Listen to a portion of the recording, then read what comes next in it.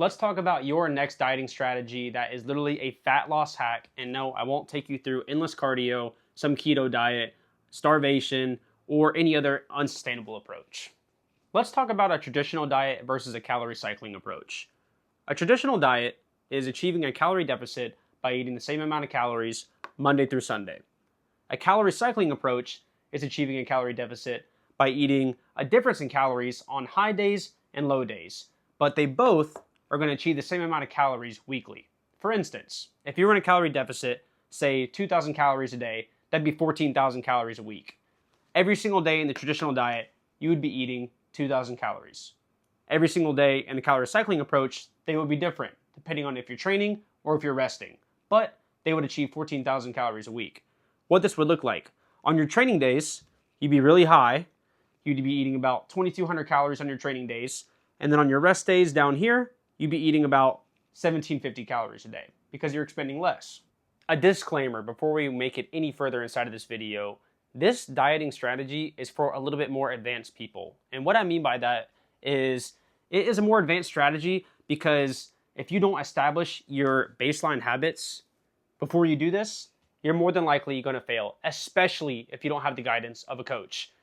In my own coaching philosophy, I would not establish a calorie cycling approach, especially for somebody who just came off of either no diet or somebody who has been very inconsistent in the past and they got a coach to nip that in the bud. I would establish baseline habits first. That would take me about probably 1 to 2 months, depending on how receptive they are and depending on how crazy their schedule is. And what I mean by baseline habits is we're going to talk about protein anchoring, consistency. A lot of people will see fat loss or just weight loss in general just because they're more consistent in their diet, more consistent eating a whole food variety, cooking more at home as much as they possibly can, more colors in their diet, preparing more effort in general. Whenever we have all this established and they know how to work it around their schedule, their occupation, what their actual calorie needs are, then we can talk about these more advanced diet strategies. You never want to put the horse before the carriage, okay? You want to ensure that all your pillars are established, your baseline foundations, all your base habits. If you don't have your ducks in a row, you probably will fail. Now that we have the disclaimers out of the way, let's talk about how to achieve your cycling approach for you. The goal of this is to achieve a weekly deficit. Deficit being the key word. Option 1 is going to be based around your training/rest days. This is going to be the most common approach I'd probably prescribe. We'll be making an example out of somebody who works out 4 days a week. So they're training 4 days a week. We're going to be having 4 high days and 3 low days. Before we can even break down what our week would look like as far as calories, we got to figure out what our maintenance is. And I would cover this on a different video, how to find your true maintenance the best way. It is not through an online calculator. I will give you that much. There is a better, more accurate way, but like I said, we're going to cover that in a different video. So for example, say our maintenance calories right here is 2,100. 2,100 calories per day. That means we're not losing weight. It's going within plus or minus 1 pound difference. It's not going anywhere. So in order to put us in a calorie deficit, we're going to go ahead and take 400 calories, chop that off the top. We have 1,700 calories a day. If we eat 1,700 calories every single day, we will lose weight, we will lose fat. That equals out 11,900 calories per week. Now that we know how to achieve our weekly deficit at 11,900 calories, we're going to pretty much write it all out. So say that we're working out 4 days a week. We got our high days here, Monday, Tuesday, Thursday, and Friday. That's 4 high days, and that leaves us with 3 low days, Wednesday, Saturday, and Sunday.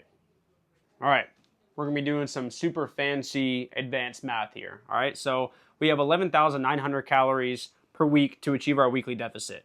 11,900 divided by 7 is going to be that 1,700 calories per day. Say I want to add 300 calories on top of that. That's how many allotted calories I want for my training day. I want 300 extra calories, usually in the form of carbs, on my training days to make sure that my training performance stays sky high. Okay, it's great. My pumps are awesome. My strength isn't going down. That's going to equate out to 8,000 calories per week. Now that we have our training days figured out, let's go ahead and figure out our rest days. So 11,900 minus the 4 days of 2,000 calories is going to be 8,000 calories. That's going to come out to 3,900 calories left over. We're going to divide that by the 3 days that we have of rest. That's going to be 1,300 calories a day. Sheesh. 1,300 calories a day on our rest days. In total, we're going to get that 11,900 mark. Now you can see that 1,300 calories a day To some people, that's going to sound like literally starvation. Like, holy crap, I cannot do that. That is a dig day. Whenever you come back around to these training days and you have 2,000 calories, a literal 700 calorie difference, you're going to feel it. You're going to feel restored. You're going to feel a psychological relief. You're not going to feel like you're dieting nearly as much in comparison to this 1,300 calorie day. And your training performance, again, is going to stay sky high. You're going to feel it. You're going to absorb these carbs because you're going to be so insulin sensitive. But on these 1,300 calorie days, they're going to suck. And that's okay. Dieting isn't all fun and games. Some of it is, most of it isn't.